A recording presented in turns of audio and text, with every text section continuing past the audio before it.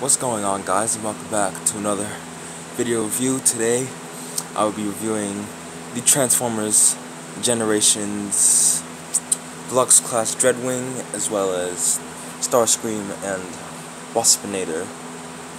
Now I'll start off with these two first, since they're probably going to be the easiest out of these two. And yes, this is going to be a joint review like another of my reviews.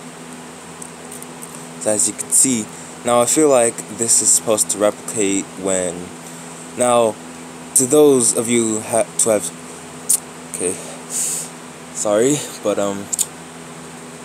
those of you that have seen Transformers Beast Wars, there's an episode from the first season where Starscream here possessed Waspinator's body. However, that didn't work out so well for him. He got sent back into the void of space. So whether or not this is supposed to replicate that episode as a callback, who knows? But yeah. Let me start off with Waspinator here. As you can see, he is, as you would expect, a wasp. And of course the transformation is pretty simple on these two. So Waspinator basically just do that, and that's basically it. Now, he doesn't have a lot of articulation aside from the arms and a bit of the legs. So, yeah. Now, he does become a weapon for Starscream. So, basically, what you want to do is just take this piece, fold it all the way down like so, take the wings, basically just fold everything up like so. Yeah. Now this probably isn't as convincing as you would have thought, but it's quite simple and gets the job done. Now for Starscream, he is, as you'd expect. Now you can remove these for transformation, but to avoid that, try not to. And he does have landing gear, so if you fold it up like this, or now if you fold it back like this, the nose cone will go with it. Now it is a bit effective when it goes to robot mode transformation, so basically just take the nose cone, fold it all the way back, take the cockpit, just fold it in like so, take the arms, fold them up like so, untab the legs from the wings, fold the wings up like so.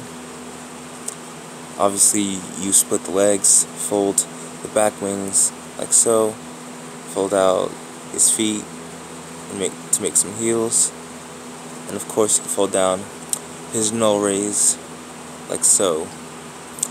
And basically Starscream in his robot mode.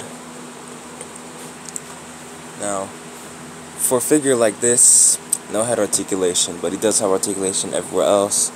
Ball joint at the arms, they can go in and out. Because of the ball joint in the elbow, he can rotate at the elbow and obviously bend. No hand articulation, which is expected. No waist articulation. Legs kick forward that far and back that far. Bend at the knee, and no foot movement. Now he can hold his null rays like so.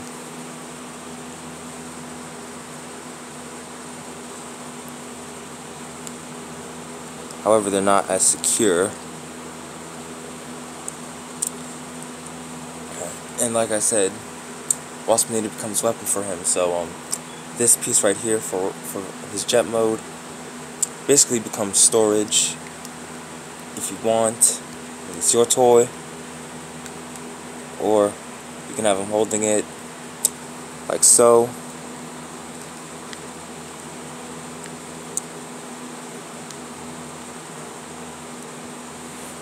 So yeah, there's not really much to Starscream. But yeah. Moving on to Dreadwing now. Dreadwing here is based on his Generation 2 Stealth Bomber character rather than the G1 character. Yes, there are two versions of Dreadwing from the G1 continuity, but they're completely different characters. This Dreadwing is a Stealth Bomber, while the actual G1 Dreadwing is a combination of two Decepticon Power Masters, Dreadwind and Darkwing. However, I feel like the Stealth Bomber works better for Dreadwing, and like some jet and helicopter transformers like Starscream, he has landing gear, which can fold in like so.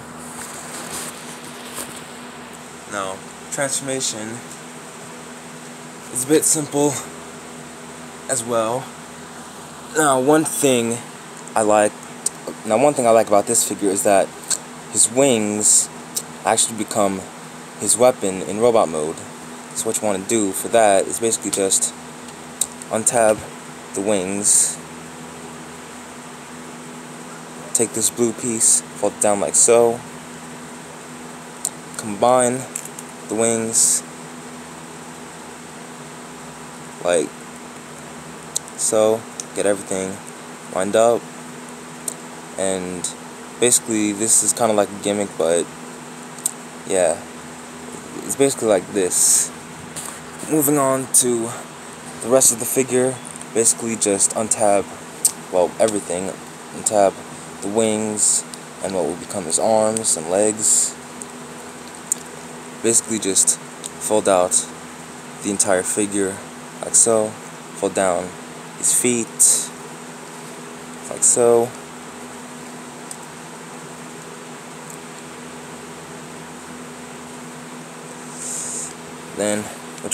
Then now this piece has become a problem for me, this is upper torso, but basically just untab everything from here, take the arms, fold out his fists like so, then basically just bring everything down like so. Take this piece. Actually, what you want to do is fold out the landing gear, take this front piece. Oh wait, no, that's not how that works. Then this will lock into place, but it's not as secure.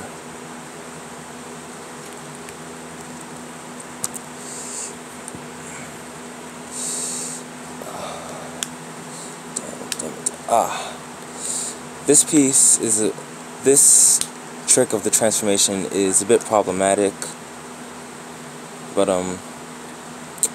it still works. Then basically just tab everything in like so, then angle the wings and the arms and shoulders. And are we done? We're done. Guess we're done. And here is Dreadwing in his robot mode.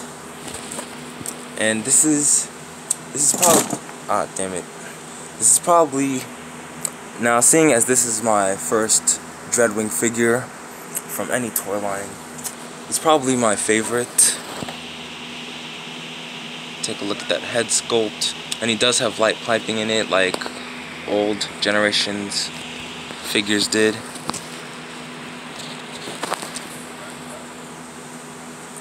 Now, one thing about now since I finished this, I tried to put this in his fist, but you're really supposed to tab it into either porthole on his arms to give him a bit of a more naturalized look. Now, I'm pretty sure this figure was retooled to create some form of Megatron figure. Now, there is an IDW version of Megatron that has a similar design to Dreadwing here, that has this more normalized look. But yeah, articulation wise, Head is on a ball joint, a very stiff ball joint, so you can get him look side to side. I recommend not doing the full 360, but the ball joint is there. Arms are on ball joints, rotate the full 360. They can go in and out just a bit. Rotation at the bicep, there's a swivel joint, obviously bend at the elbow. No wrist movement, no waist movement, but legs kick forward and back, like so, in and out, so you can get him to do the full splits. Rotation at the upper knee, bend at the knee, and he does have a bit of foot movement thanks to the heel spur in the back, so you can get him into some decent poses. So yeah guys, I hope you enjoyed this review on Generations Deluxe Dreadwing and the Starscream and Waspinator. So I hope you guys enjoyed. Make sure to like, comment, and subscribe. Oh, and a size comparison for a figure like Starscream, you'd expect him to be half the size of a Deluxe. He's like probably the size of a Scout class or a Legion class figure or a Legends, around those lines. So I hope you enjoyed this little review. Make sure to like, comment, and subscribe, and I will see you in the next review.